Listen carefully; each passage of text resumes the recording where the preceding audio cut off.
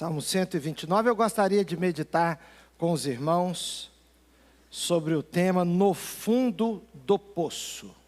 Salmo 129. Você encontrou? Amém, amém? Amém. Graças a Deus. Diz assim a boa palavra do nosso Deus. Muitas vezes me angustiaram desde a minha mocidade. Israel que o diga. Muitas vezes me angustiaram desde a minha mocidade, mas não prevaleceram contra mim.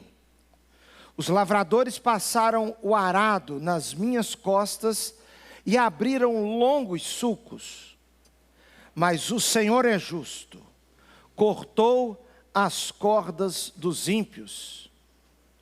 Sejam envergonhados e repelidos todos os que odeiam Sião. Sejam como a erva dos telhados, que seca antes de florescer, que não enche a mão do ceifeiro, nem os braços daquele que ata os feixes. E também os que passam não digam, a bênção do Senhor seja com vocês. Nós os abençoamos em nome do Senhor. Você pode ler, reler os versos 1 e 2? Vamos reler juntos aqui? Muitas vezes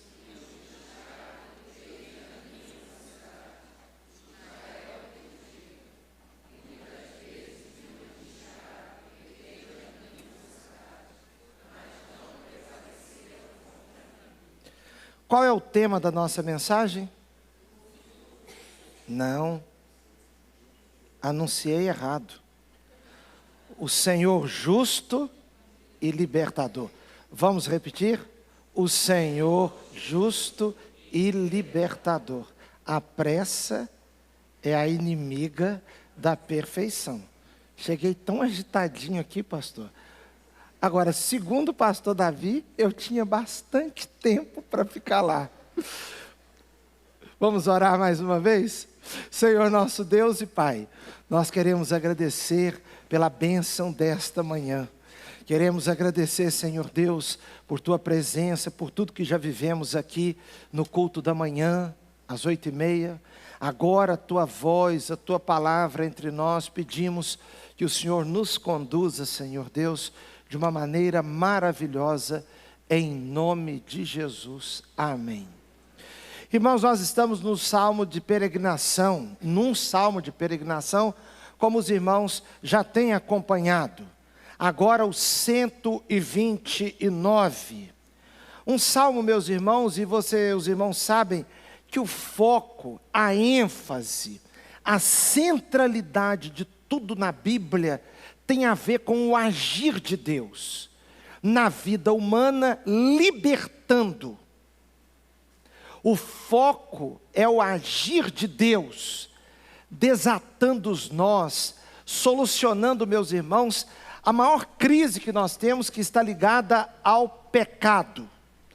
Então, quando olhamos e vemos as histórias da Bíblia, os textos bíblicos, nós precisamos vê-los, enxergá-los do ponto de vista que Deus é o Senhor de tudo e age na vida do seu povo, abençoando, libertando, às vezes trazendo castigo, mas sempre com um propósito salvífico, o propósito de salvação, de libertação. Este Salmo 129, o salmista começa dizendo, muitas vezes me angustiaram desde a minha mocidade, Israel que o diga. Então há uma primeira afirmação de que desde a mocidade Israel passou por angústia, mas essa realidade é tão presente na história de Israel, que no verso 2 ela é reafirmada. Muitas vezes me angustiaram desde a minha mocidade, mas não prevaleceram contra mim.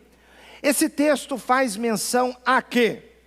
Faz menção ao fato de desde o nascimento de Israel, Israel, então, desde a mocidade, desde os seus primeiros anos, enfrentar a realidade das angústias. Os irmãos sabem que havia uma família, a família de Abraão veio Isaac, de Isaac, Jacó. Jacó, pai de muitos filhos, daqueles filhos vieram as tribos de Israel. As tribos de Israel, na família de Jacó, dentre os filhos estava José, que foi parar no Egito. Foi parar no Egito, meus irmãos, porque enfrentava inveja, traição, se decepcionou com os irmãos, e Deus estava usando na vida dele tudo de ruim para se converter em bênção.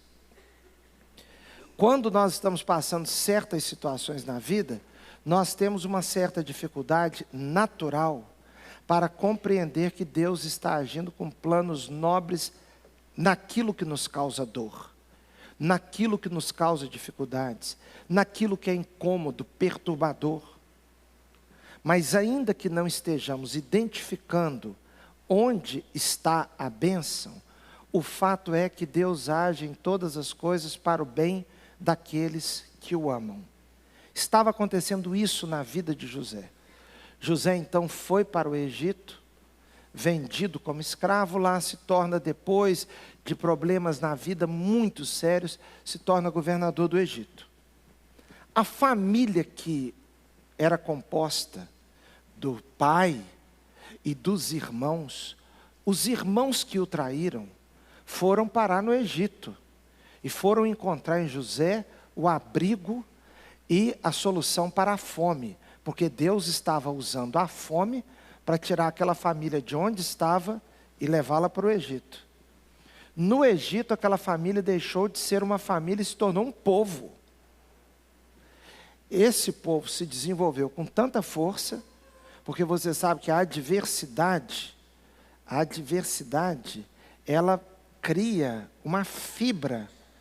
E uma outra coisa, a adversidade, falta de recursos, muitas vezes desenvolve, meus irmãos, a própria inteligência, no sentido de inteligência de um povo, de colocar a mente para a busca da solução e não da culpa. A mente é focada na busca da solução e não da culpa. Todo mundo que procura mais a culpa emburrece mais. Todo mundo que tem uma cabeça voltada para a solução desenvolve mais a inteligência, põe a inteligência para funcionar. Vira um outro tipo de povo, um outro tipo de família, um outro tipo de pessoa.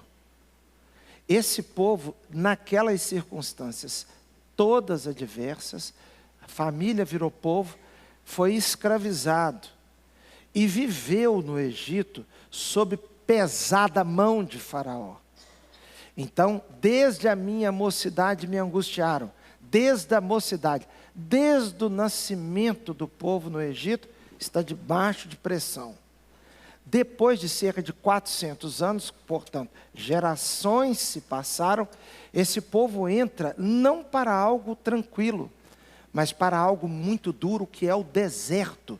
No deserto, além das dificuldades características e naturais do deserto, o povo enfrenta também inimigos, porque onde ele passava não encontrava amigos. Não encontrava quem facilitasse nada. Se precisassem passar perto de uma fonte d'água e um povo estava ali, era um problema, porque o povo não deixava passar perto da fonte d'água para não se aproximar e com receio de criarem uma guerra, mesmo que a paz fosse anunciada. Então, desde a minha mocidade, Egito, deserto, depois para entrar na chamada terra prometida, inimigos de todos os lados. E assim foi. Por isso que o Salmo 129 diz: muitas vezes me angustiaram desde a minha mocidade. Com relação, meus irmãos, às angústias, com relação às dificuldades da vida, às durezas da vida, veja só, o verso 3, os lavradores passaram o arado nas minhas costas e abriram longos sulcos. O que é isso? Se no Egito tinha os chamados escorpiões, porque eles eram castigados com escorpiões. Os escorpiões eram aqueles chicotes com pontas, com metal, tipo pregos, metal pontiagudo, e quando batia no escravo, quando castigava o escravo, além da dor do chicote, tinha a dor do corte. Só que aqui o salmista aumenta o tom da dor sofrida. Ele diz: passaram arados nas minhas costas. O arado, meu irmão, é aquele instrumento que é utilizado na agricultura, um instrumento pesado, com pontas muito duras e pesadas, que é tão pesado e tão duro e pontiagudo que abre a valeta no chão. Então um boi puxa um arado. O boi tem uma força muito grande. Então o boi puxa o arado, pegando a ponta no chão, abre uma valeta. Aquela valeta é a valeta onde são semeadas as sementes, ou muitas vezes é utilizado para algum tipo de drenagem, esse tipo de coisa. Mas note bem, aqui a força dos inimigos vieram e abriram com arado sulcos onde? Nas costas. Verso 4. Mas o Senhor é justo. Vamos repetir essa afirmação bíblica? Mas o Senhor é justo, cortou as cordas dos ímpios. Primeiro, meus irmãos, aqui um brado de declaração muito importante a respeito da pessoa de Deus. Deus é justo. Deus é justo. Uma das grandes dificuldades que temos é compreender a justiça de Deus. Por quê? Porque toda sorte de mal que existe no mundo, e a escravidão é um mal. Então, quando eles lembraram-se das feridas da mocidade, do Egito, ou as dificuldades no deserto, ou os inimigos, e a vontade dos inimigos de apagá-los, de exterminá-los, isso desafia, meus irmãos, a nossa fé. Assim como desafia a sua fé, todo tipo de injustiça que existe no mundo. Por quê? Porque parece que Deus não pune o injusto. E eu e você olhamos para as injustiças, para as questões que nós entendemos como erradas, e às vezes somos tentados a pensar assim: se Deus existisse, Ele não permitiria isso. Agora no mundo, por exemplo, nós estamos com guerras ao redor do mundo. O mundo não para de ter guerras. Além de guerras, o mundo tem doenças. As doenças não param. As doenças continuam. Existe desigualdade. Desde quando? Desde sempre. O próprio homem cria a desigualdade. O próprio homem. Existem desajustes que é a ação direta do homem. Existem desajustes que é uma ação consequência do pecado. Então, quanto mais pecaminoso e malignizado o mundo estiver, mais desigualdades, mais todo tipo de enfermidade social, psicológica, física ocorrerão. Então note bem, aqui a primeira afirmação no verso 4, mas o Senhor é justo, é uma declaração de fé. É uma declaração, um ponto de vista de quem enxerga a vida, sabendo que Deus está acima de tudo. Deus está acima de tudo. Que Deus deve ser visto, Deus no trono, Ele é justo. As impurezas do mundo, a loucura do mundo, ela não pode ser transferida quando olhamos para o mundo, quando olhamos para a nossa própria história.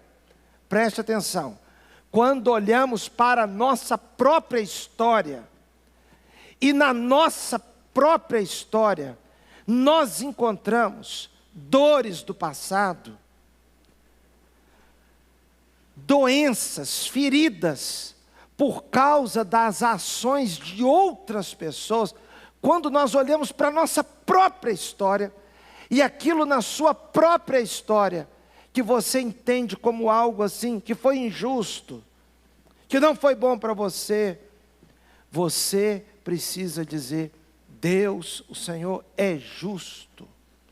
Porque quando nós olhamos para a nossa própria história, pode ser que transfiramos para Deus coisas negativas da nossa própria história para o modo como nós enxergamos Deus e a vida. Se você apanhou muito, se você teve injustiça, ou indiferença, ou palavras ruins que marcaram, feridas sua vida, vindas, por exemplo, do seu pai, você não pode confundir seu pai terreno com seu pai do céu, porque Deus é justo.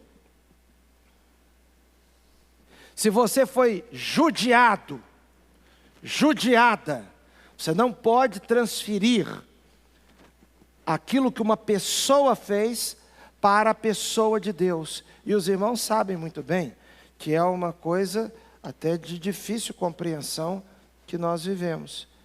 Se você tem uma conversa com 20, 15 pessoas a respeito de feridas da vida, feridas na alma, dores da alma, boa parte das pessoas que apresentam certos problemas, e eu falo isso com tristeza, irmãos, e não falo isso para botar gás e para botar força nesse ataque à figura masculina, porque a figura masculina está sob um ataque muito grande,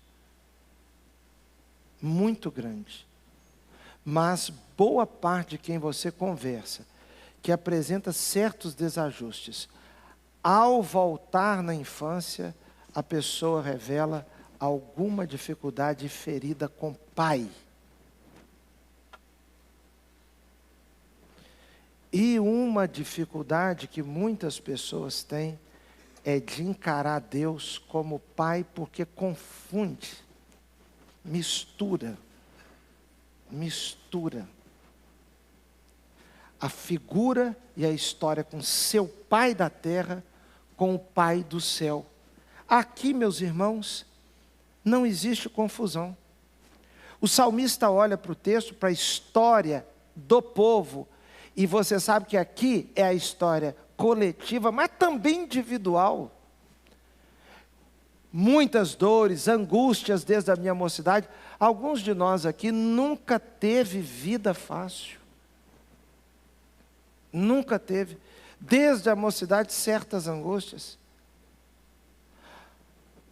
Talvez você olhe para a sua vida e se identifique como um sobrevivente, porque você foi criado num contexto desafiador, difícil, um contexto complexo, complicado,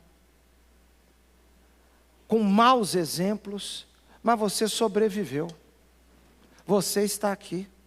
Aí a declaração, mas o Senhor é justo. E onde está, junto com a justiça de Deus, uma outra característica do Senhor? É porque Deus é justo e libertador. Veja só, mas o Senhor é justo, cortou as cordas dos ímpios. O que é cortar as cordas dos ímpios? Se o boi vai à frente, puxando o arado, O arado está ali amarrado por cordas no lombo do boi. Então, o boi puxa o arado, porque ele tem o arado preso a si pelas cordas. O Senhor é justo. O Senhor pegou e cortou as cordas que ligavam o arado ao boi. Então agora o boi anda, mas o arado parou. Ele cortou, ele impediu. Nosso Deus é Deus libertador. Porque se alguém atenta contra a sua vida no sentido de ir contra você, e a vida tem muita gente que vai contra nós. Às vezes, irmãos, dentro de um almoço, ou num contexto de uma confraternização, às vezes num passeio, às vezes numa comemoração, às vezes num culto, numa reunião de oração, pode estar ali um enviado para a perturbação da sua vida. A coisa é tão séria, não se entende como o ser humano é tão perturbador do outro. Irmãos, eu não estou aqui no lugar de ninguém, não estou ouvindo nada que alguém tenha dito aqui. Evidentemente, eu estava lá, não sei o que cada um cochichou, falou, quando estava vindo para esse culto, quando está aqui. Mas com absoluta certeza, neste culto aqui hoje, não é questão de ser profeta, não é profecia não estou tendo revelação nenhuma não. Não é revelação, nada de anjo falou, nada disso não. É questão de vivência. Mas num auditório tão grande assim, com certeza, alguém já está neste culto aqui agora, totalmente perturbado por causa de alguma coisa que alguém fez ainda hoje, ou vindo para cá, ou antes de sair de casa, ou aqui, já cantando, já orando, já entregando ofertas. Porque às vezes nós estamos orando, meus irmãos, estamos orando, mas o coração, a cabeça não está na oração.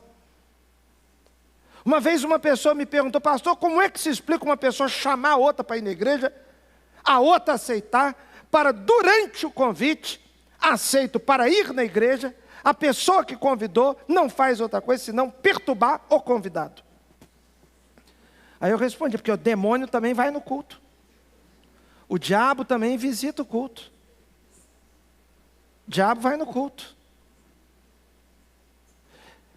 Então note, aqui, o Deus libertador, Ele cortou as cordas dos inimigos.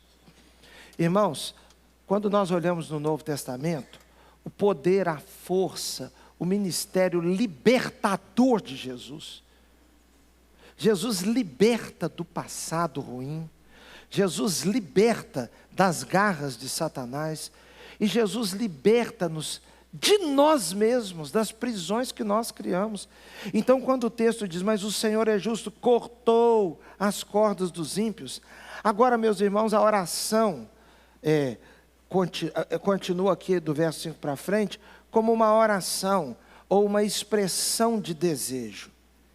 Verso 5: sejam envergonhados e repelidos todos os que odeiam Sião.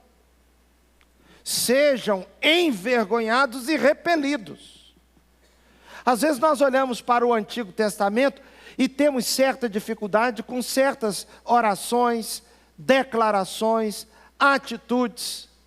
Aqui, por exemplo, o salmista está orando para que seja envergonhado e repelido todos os que odeiam Sião. Ora, aqui, meus irmãos, do verso 5 abaixo, até o 8, existe mesmo um pedido para que o ímpio não prospere. Não prospere em quê? Você está desejando mal? Ora, será que o ímpio deveria ser, em vez de envergonhado, honrado pelo que faz contra Sião? Não. Aqui está pedindo que sejam envergonhados e repelidos. Você já pensou se a oração fosse contrária? Senhor, honre os que odeiam Sião. A oração estaria errada assim. Trazer honra sobre quem pratica a injustiça. E você sabe que, por exemplo, não precisa olhar agora, mas Isaías 32, que é um texto muito precioso, mostra que uma das coisas de uma sociedade, de um povo que tem o coração nos princípios de Deus, é que ele não honra quem não merece honra. Ele não exalta a figura do que faz o que é errado. Porque a exaltação da figura do que é errado é semear mais erros na sociedade.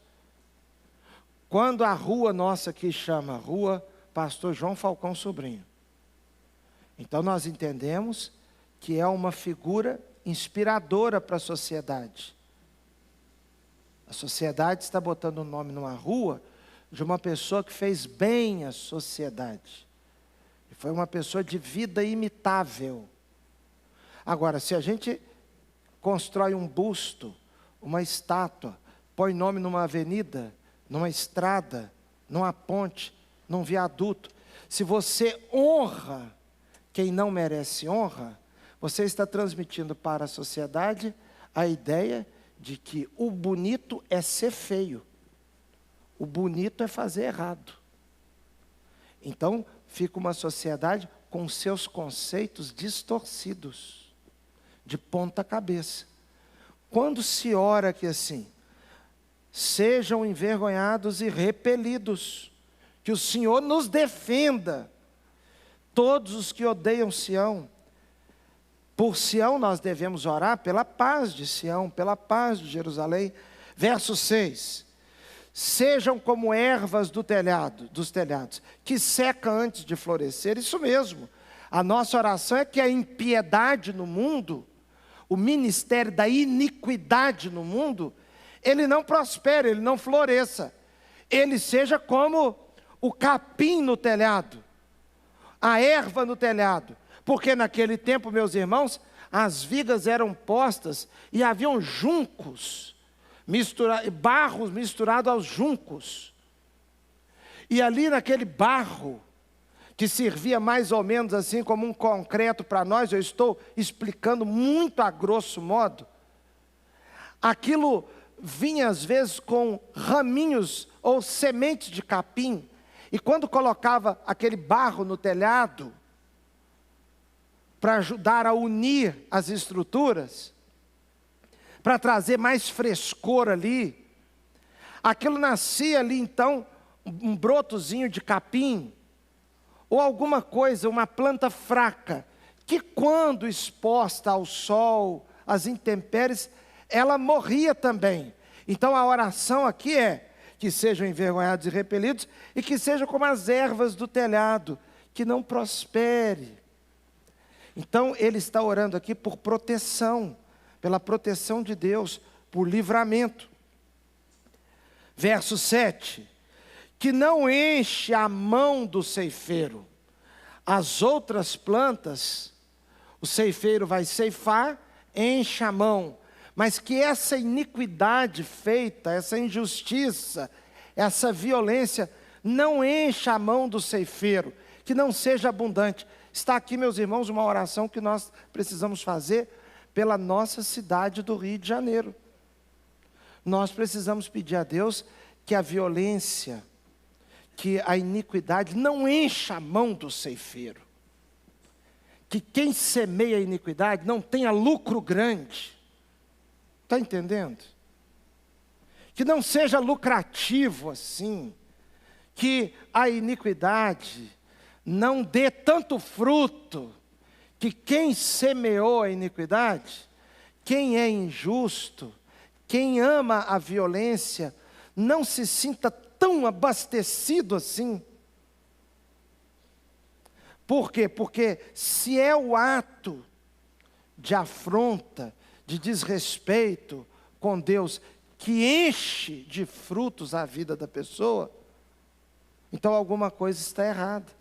A sociedade ou as circunstâncias estão recompensando o errado.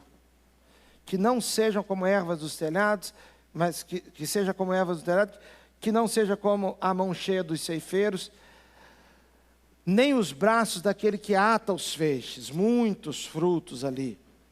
Verso de número 8. E também os que passam não digam, olha só, quem passar, dizer para os nossos inimigos que estão contra nós e nos odeiam, a bênção do Senhor seja com vocês. Aqui, meus irmãos, a Bíblia diz que é para abençoar, abençoar, e não amaldiçoar. Mas a gente não pode abençoar o erro. Você está entendendo? Por isso que aqui está dizendo, que quando alguém passar, não diga para eles, os nossos inimigos que querem passar o arado nas nossas costas, que quer nos causar angústias, como na nossa mocidade, que quer destruir. Que Deus te abençoe nesse intento, que Deus te abençoe nessa intenção, que Deus te abençoe nesse ato. Ora, irmãos, nós estamos passando muita vergonha aqui no Brasil, mas nós estamos passando vergonha demais. Eu, como pastor, tenho passado cada vergonha. Assim, aqui na nossa igreja nós temos um propósito de não ficar falando mal de igreja. Agora eu vou te falar, é uma provação para nós aqui. Por quê? Porque existe um nível de mau testemunho muito grande, um desequilíbrio muito grande que está solto no Brasil. E eu digo isso, meus irmãos, com tristeza, eu não digo isso com prazer. Agora, existem coisas esquisitíssimas. Há uns anos atrás, foi filmado uma pessoa se dizendo cristã, até pastor de uma igreja, e os irmãos sabem que o Brasil está cheio de pastor que não é pastor. Muito pastor que não é pastor, ele é outra coisa. É uma outra coisa. Às vezes a pessoa tem uma empresa, às vezes a pessoa é um profissional lá em outra área e atua na igreja, e às vezes por facilidade de falar, por liderança, porque formar liderança é uma coisa muito difícil. Para se tornar um pastor, por exemplo, na nossa igreja, é uma coisa que é mais lenta, e as pessoas gostam de miojo. Então nós temos muitos miojos feitos em 3 minutos. É uma miojada que está enojando demais, porque é gente despreparada do início ao fim. A Bíblia diz, por exemplo, que o neófito não deve ser pastor, o novo demais na fé. Por quê? Porque ainda não deu tempo de dar o testemunho da vida, para que não caia na ridicularização dos que estão de fora. Então, às vezes a pessoa se converteu, mas ela ainda não conhece os princípios cristãos. Aí ela faz umas coisas amalucadas, entendeu?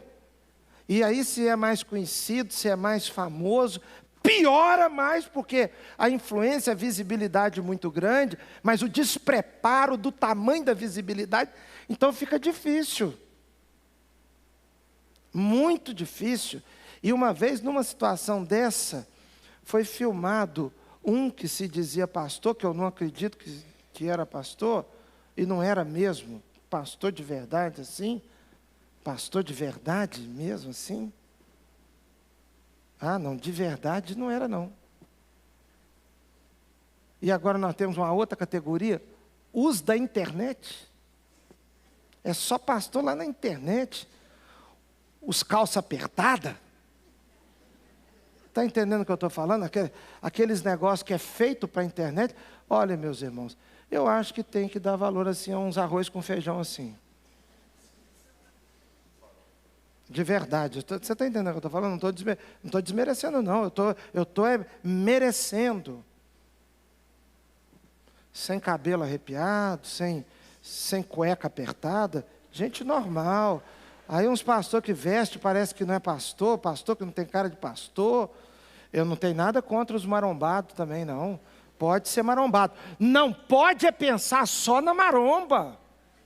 Aí fica marombado, mas com a doutrina ruim. Aí não, aí nos envergonha. Aí a gente passa vergonha. Aí a gente fica com saudade dos barrigudinhos. Você está entendendo? A gente fica com saudade profunda dos barrigudinhos, que faziam skincare com sabão de coco. Não estava nem pensando em nada. Aí dá saudade daqueles que pegavam aquele pentezinho preto, de R$1,99, e no meio do culto fazia assim, ó, lembra deles? Lembra deles? Ah, que saudade! Aí dá saudade daqueles que pegavam um lenço assim, tá falando, de repente suava o nariz na frente da igreja. Entendeu? Dá uma saudade, mas tinha uma vida, rapaz. Mas tinha uma vida, estava menos preocupado com esses impactos, com essa coisa endemoniada, porque isso não vem de Deus. A vaidade do mundo não vem de Deus. A vaidade do mundo não vem de Deus. E tem muita coisa que está ficando complicada, porque tem o dedinho do inimigo ali. Aquilo não tem nada de Espírito Santo. Não parece com Jesus, com os apóstolos, com a vida de José, de Maria. Está muito distante. Aí nos envergonha. Mas só envergonha quem tem vergonha. Só envergonha quem tem vergonha.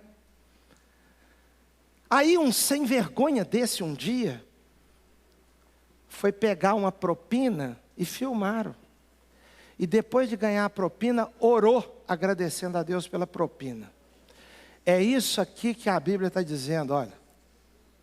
É a confusão tão grande que você está abençoando o que está errado, o que é desonesto, e está abençoando. É como se uma pessoa, no ato do adultério, no ato da fornicação, no ato de alguma coisa errada, dizer, obrigado, Senhor, por tamanha bênção. Aí está dizendo assim, não, vocês não digam shalom para isso. Não digam que Deus o abençoe. Não digam que o Senhor faça prosperar, porque fazer isso é pensar que Deus entra na iniquidade e age, atua favorecendo-a. É uma distorção da própria figura de Deus. Então, e também não digam, os que passam não digam, a bênção do Senhor seja com você. Nós os abençoamos em nome do Senhor. Irmãos, nós abençoamos em nome do Senhor quem? A todos. Para o quê? Porque quando a gente diz que o Senhor te abençoe, não é que o Senhor aprove o que você está fazendo de errado. Que o Senhor te abençoe com um conserto, com uma mudança de vida, com a presença do Espírito Santo na sua vida, com Cristo na sua vida. Essa é a bênção. Não é que Deus te abençoe para que você continue a bagunçar o coreto, não. Não é que Deus te abençoe para que você domine a lambança. Não, não é isso não. Para isso não. Que Deus não abençoe isso. Que Deus não tenha parte com isso. Que Deus abençoe aqueles que estão compatíveis às atitudes, o espírito, o temor do Senhor. Irmãos, este salmo, como os outros, são maravilhosos. E o centro aqui é o 4, verso 4. Mas o Senhor é justo. Cortou as cordas dos ímpios. A declaração, o Senhor é justo, é a declaração central aqui. Porque quando você olha para as dores do seu passado, o Senhor é justo. Ou seja, Ele vai me curar. O Senhor me viu. O Senhor viu tudo que eu passei.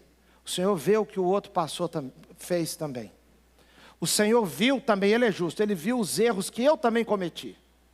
O Senhor é justo. Então eu tenho que me submeter em arrependimento. E que eu não diga, o Senhor abençoe, que a maldade prospere. Irmãos, o crente, às vezes, a pessoa crente diante de Deus, estou falando crente não é de uma denominação, porque você pode ser de uma denominação chamada de cristã e não ser uma pessoa crente. Mas a pessoa crente em Cristo, transformada pelo Espírito Santo, ela vive no mundo, ela não, ela vive num mundo um pouco apertada. É uma coisa meio complicada. Ela não vive no mundo achando que o mundanismo está uma bênção. Eu fiquei muitíssimo admirado, isso já tem alguns anos, e os irmãos sabem, a gente aqui passa uns apertos. Um dos apertos é ver certas coisas, poder falar, outra hora ter que falar, mas não saber como falar direito. Uma hora a gente acerta, outra hora a gente erra. Uma hora a gente entende que não dá para falar naquele momento, mas eu fiquei admiradíssimo. Uma ocasião em que eu vi uma publicação de uma pessoa que dizia que estava realizando um grande sonho. Foi uma noite espetacular de realização de um grande sonho.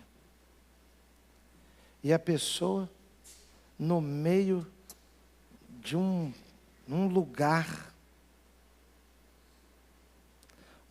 onde a coisa, para começar, existe invocação de Satanás, existe invocação de espíritos, e a pessoa dizendo: realizei hoje um sonho, o sonho de conhecer.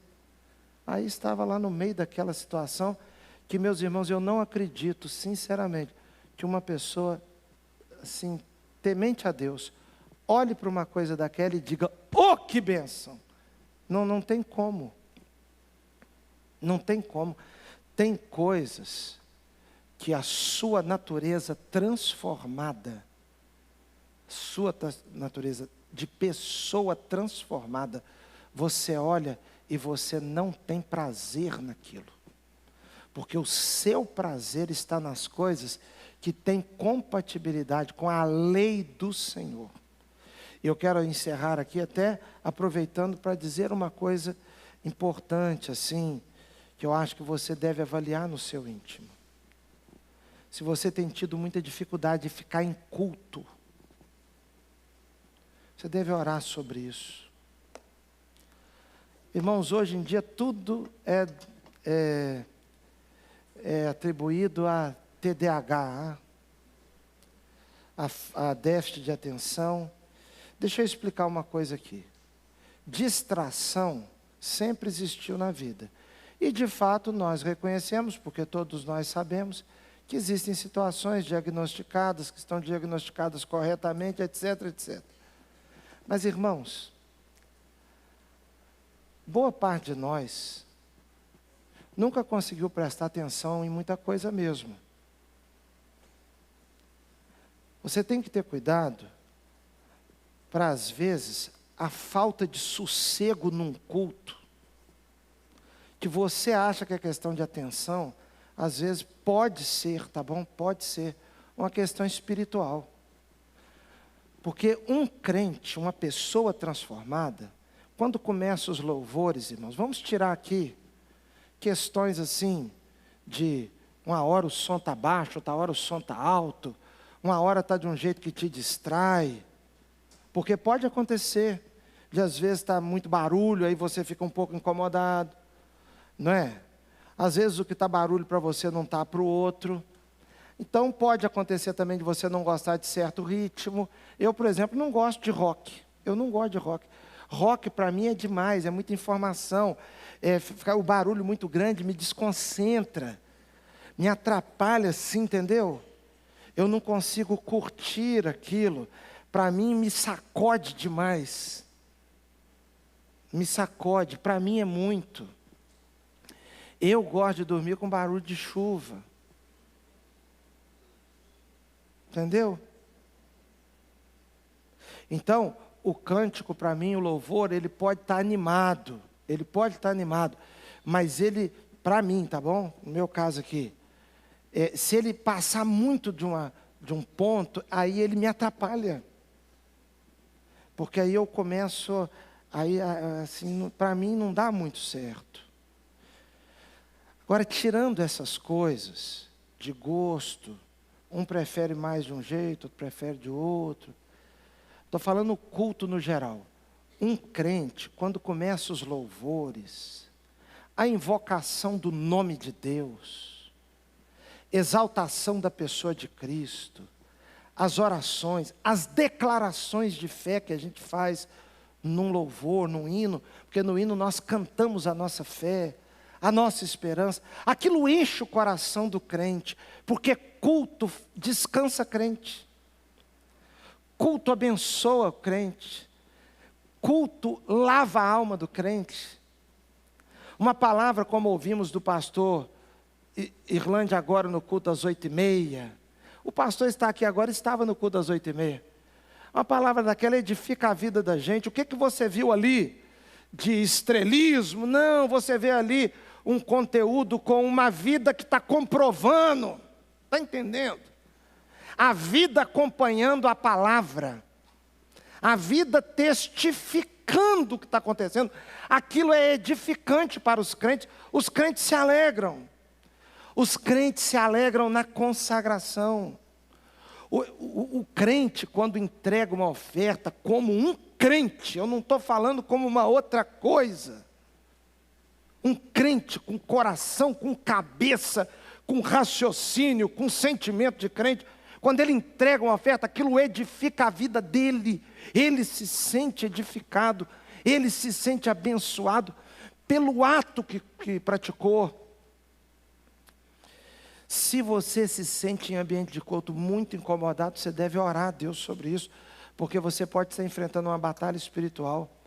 E quero lhe sugerir uma coisa: tenha cuidado com o crente que não para dentro de igreja.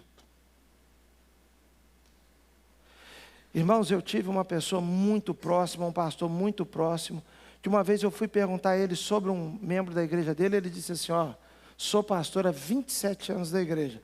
Não me lembro um domingo que esse irmão que você está me perguntando ficou o culto inteiro no culto. Sempre começa o culto, vai lá para fora, anda, toma água, vai no banheiro. Porque uma das coisas que acontece na hora de um culto é o rim funcionar.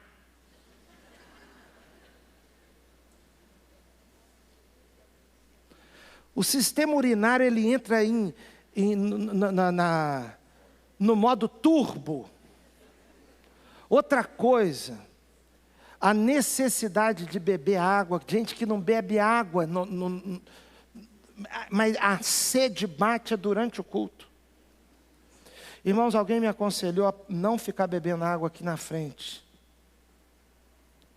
A pessoa diz: pastor, eu passei a perceber que durante o culto, parece que o pessoal está ficando com mais vontade de beber água. Quando o senhor bebe água lá, eu noto que gente desce para beber água.